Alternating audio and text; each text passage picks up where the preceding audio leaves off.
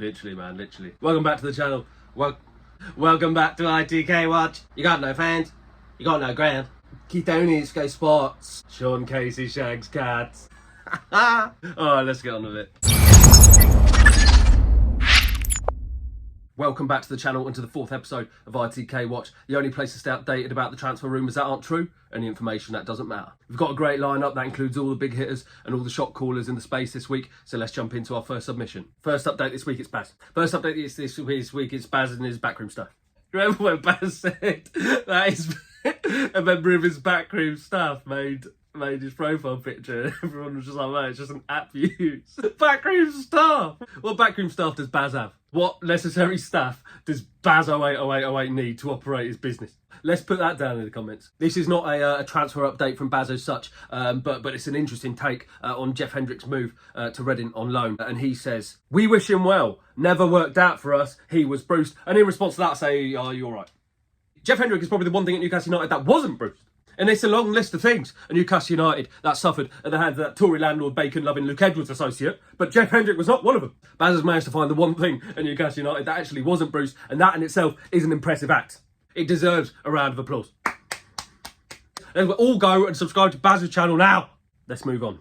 Number 2, it's weekly Casey. Every week it's Sean Casey. Now, I could probably just do Casey Watch. To be honest, a certain player has pre-registered his kids in a school in Newcastle because of a pending transfer. Sean Casey knows where someone's kids go to school. He knows where they go to school. He's outside the gates. Normal behaviour. And not just knowing about transfers, knowing about inset days, sports days, whose kids won the egg and spoon race. I'm not weirded out by that. And you shouldn't be either. I don't think anyone should be. It's normal behaviour. When you're in the ITK space, you need to know about kids' locations at all times. I called him a nonce last week. Who's really in the knowledge? Do you know what I mean? First of all, GDPR breach. Massive GDPR breach. I've completed 5 types of GDPR training in my career. This breach will cost that school a 4% fine. 4% annual turnover fine. Ipso facto, Sean Casey has probably lost 1 or 2 teachers their jobs. Now the kids are probably going to starve and die. Sean obviously gets some opposition to this tweet, and Gianfranco Schola here says that it's only useful if Sean gives us the name of the player, as there are loads of them with kids. Only 11% of footballers have more than one child. Only 11%. How's he up? Only 11%! Who knew? Who knew? Not me. Someone get Kev Lawson on the phone. Someone get Kev Lawson on the phone. Let's talk to StatsBomb. Let's back this up. Let's back this claim up with numbers. Could StatsBomb sign a commercial contract with Sean Casey? Would that be something to think about? So he knows all the transfers, right? He knows where players' kids are going to school, and he knows the exact stats behind how many of them are popping out kids. How many GDPR breaches has Sean Casey been at the centre of? Are we unravelling something here? Is this becoming a wider problem? It's completely normal. Nothing to see here. Let's move on. We're changing pace here for number 3, and it's an important message, actually. And as a man who writes, films, edits and uploads a weekly show taking the piss out of people, it's important that we know I'm in no way a hypocrite for saying this. Don't be mean to ITKs.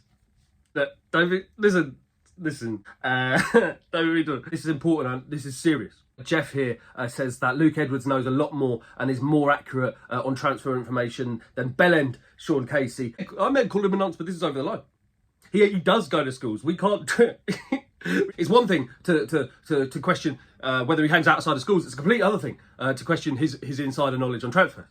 Craig then wades into the conversation, throwing haymakers. He goes, "You're a clown who craves attention, a sad sack of a wet fart." To which Tony, the White Knight of ITKs, gets involved, and he says, "Not very intelligent, mate. Change the bio before abusing. Change the bio before abusing.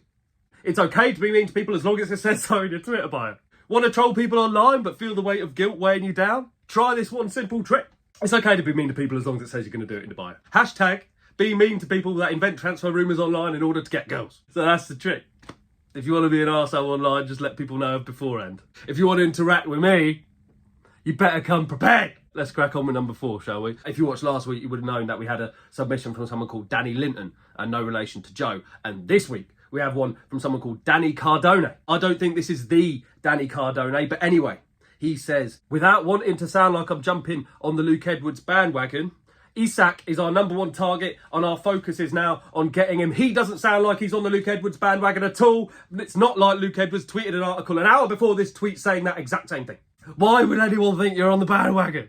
I don't want anyone to think I'm on the bandwagon, but I think the exact same thing as that journalist that said that an hour ago. I've got the exact same information, I just didn't mention it before. It's just very unfortunate for Danny Cardone that he didn't tell you first. He swears that his mate's dog's uncle's pal was a groundsman at Newcastle United, and he saw Emil Kraft and Alexander Isak at Gateshead Archaea buying a Dagstorp. Just a couple of Swedes. Just a couple of Swedes in the natural environment. With this sort of information, this led me to question the credibility of Danny. And so it led me to do a little bit of research, and this is what I found. Danny Cardone is Danny Linton. Who is this man? Who is this man? Where's he come from? And who's this man? Where's he come from? Who is this man? Only last week, Sean Case was vouching for him, and he doesn't even know what his name is. You should trust this man, because there's nothing untrustworthy about someone who changes their name on Twitter every week. I'm interested to see what he comes up with next. But for now, let's move on to number 5. It's Looney Tune at number 5, and it wouldn't be Itk Watch without him. And he says, Carney Chukwuemeka is really one to watch. Signing midfielder wasn't priority, but if the right deal pops up, they will move. Targets could be Chukwuemeka, Jack Harrison, Borja.